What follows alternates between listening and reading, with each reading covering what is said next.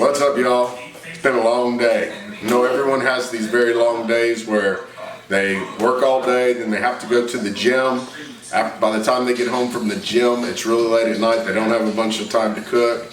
So what we're going to prepare tonight is a quality steak and some squash and zucchini, and we're going to prepare it on our Pampered Chef double burner grill using the Pampered Chef knife, Pampered Chef cutting board. We're going to keep it simple. For a good steak, all you need is salt and pepper. We're going to have butter, and we'll use some other seasoning on the zucchini. But let's get this party started.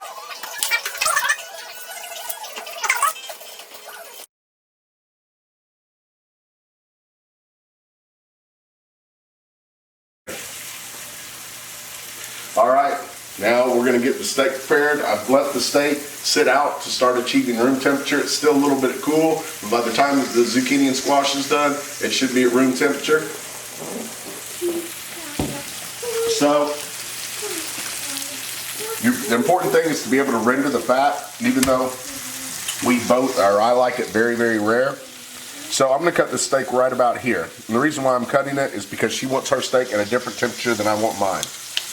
So this is a good steak. So we're not going to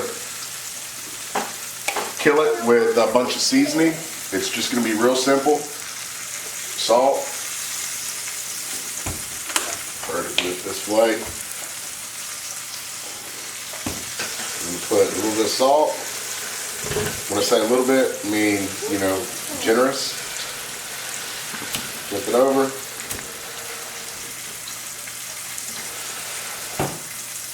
Put salt in there. And some ground pepper. What are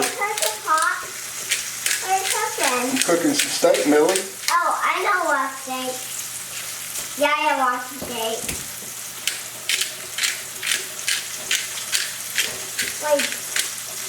We're going to let this sit for a little bit. And after it's sat for a little bit, well, actually, we're not going to let it sit. It's a matter of the zucchini getting done, and then we'll cook this. It should be at room temperature by then. So I'm going to take my cooked zucchini and put them in the stone. It's a Pampered Chef stone, like meatloaf pan or loaf pan. I'm just going to put it in there because it will hold the heat while I cook the steaks. But before I start the steaks, I need a drink. So here's the thing. I don't know if any of you are fans of Letterkenny, but Letterkenny has it about right.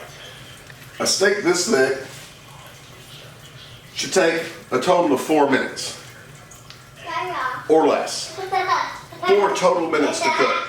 So that's long enough to get grill marks on both sides and be done. All right? So that's what we're going to do.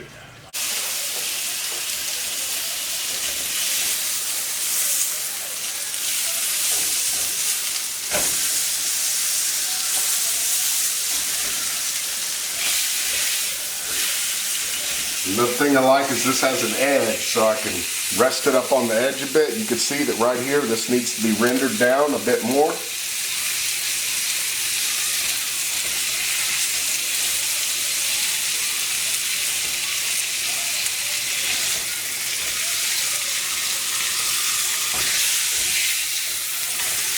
And this one with the big chunk of fat in the middle will definitely be mine. The wife, aka baby doll, aka Yaya, does not like a lot of fat, so she's very generous. She cuts the fat off and then gives it to me.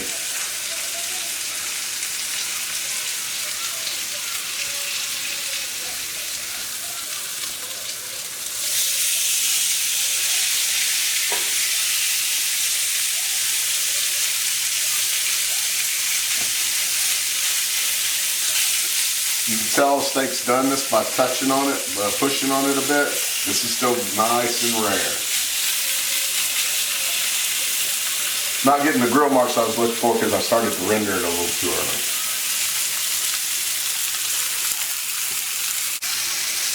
Okay, so I have my grill marks and we're ready to go. They're done. You can see, still nice and rare. Yeah, that fat is not rendered, but that's how I like it. Baby doll's fat probably needs to render just a hair longer, and then hers will be done. Once they're done, the steaks will rest for at least three minutes minimum if you're like in a hurry, but I would say let them rest for about 4 or 5 minutes.